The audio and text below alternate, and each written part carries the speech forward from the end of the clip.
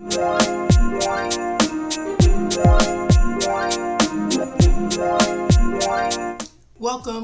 back to the ATL All Things Life, my faith and lifestyle channel. Welcome back to another video of Vlogmas. I wanted to include some buttery pecan-licious cookies. I am baking these for the first time. I was inspired by Baker by Nature, and all of the information will be in the description box below. I also made a few revisions to the recipe as well, so make sure that you look at those revisions.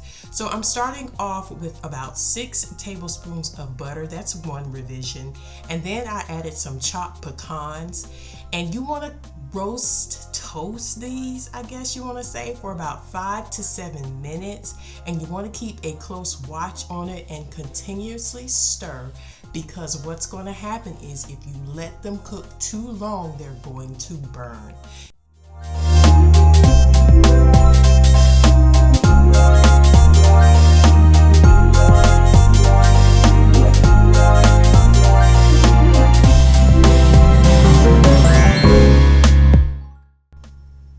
So at one point, the oil from the pecans and the butter started marinating together, producing this foamy look. I got a little worried thinking I put too much butter.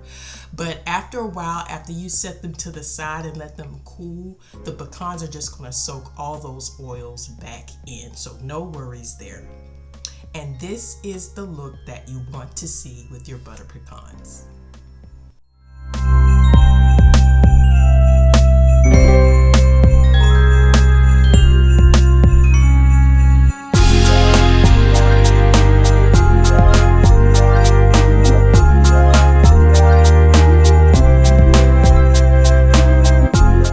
So as you can see, it soaked up all of that butter and the oils from the pecans. They were nice and shiny.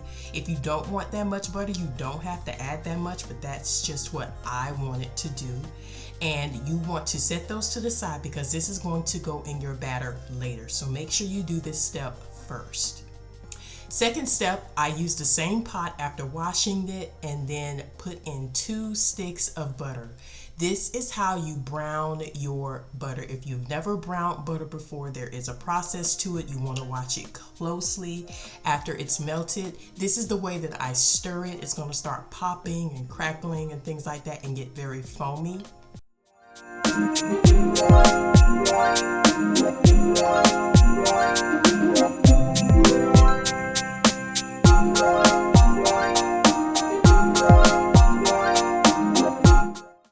So after about 5 to 6 minutes, this is what your brown butter should look like. Have a foamy top and that nice amber color. And you want to sit that to the side and let it cool for a little bit.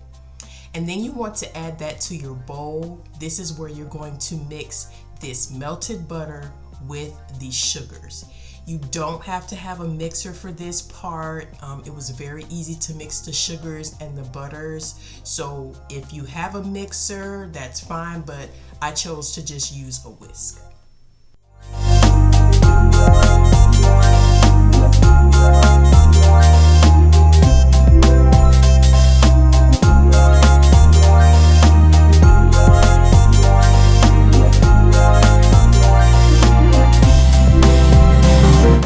After your sugars and butter is nicely combined, add your vanilla extract. I also added almond extract. That's another revision that I made. I love how this combined so well, making this mixture so nice, smooth, and creamy. And you want to add your eggs in one at a time and mix.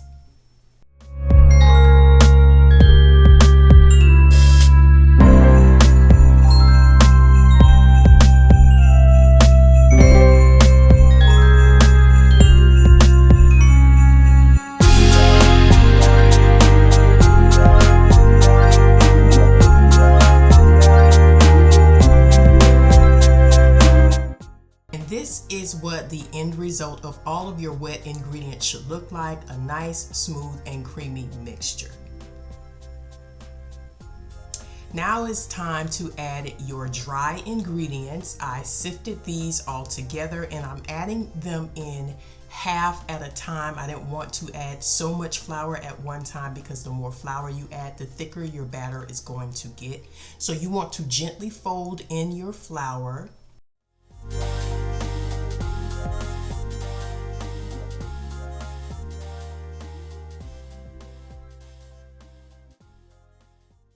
This is the second half of the flour mixture. Make sure you gently fold that in because you still have to add in those butter pecans and fold them in as well. So you make sure that you don't overmix this because you don't want no tough cookies. So gently fold in that batter, and this is what it should look like at the end. Make sure you scrape the sides of your bowl to get all of the ingredients combined well, and then add those roasted pecans. And this is where you may need a little bit more elbow grease because, again, the more you start adding to your batter, the thicker your batter is going to get. But the smell on this mix was so delightful. I really love how this came together. As far as making these, they were very easy, and this is what it should look like. You want to cover your mix and put it in the refrigerator for about 4 hours to solidify with all of that butter.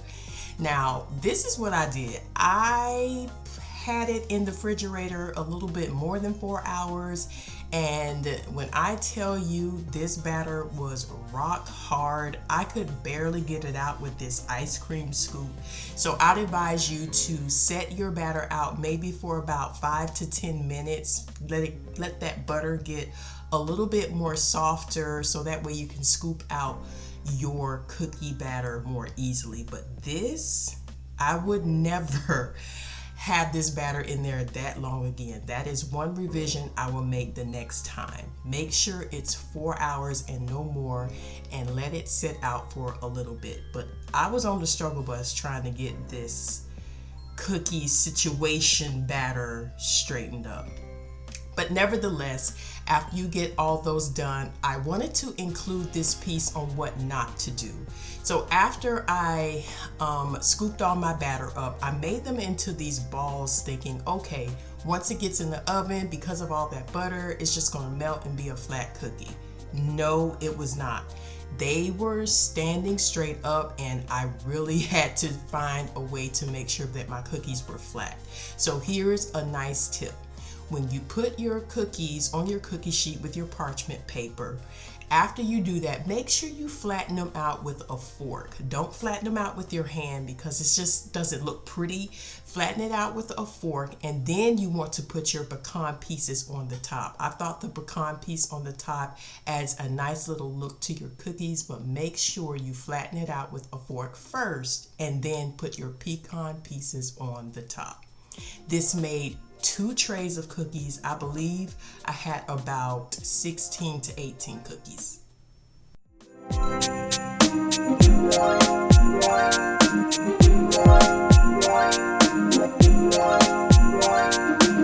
And here are the finished results of these buttery pecan delicious cookies. This is my first time trying this recipe, and out of a 10, I would give it a 7 because there are still a few changes that I would make. But with the revisions that I made, I'm very happy with the results.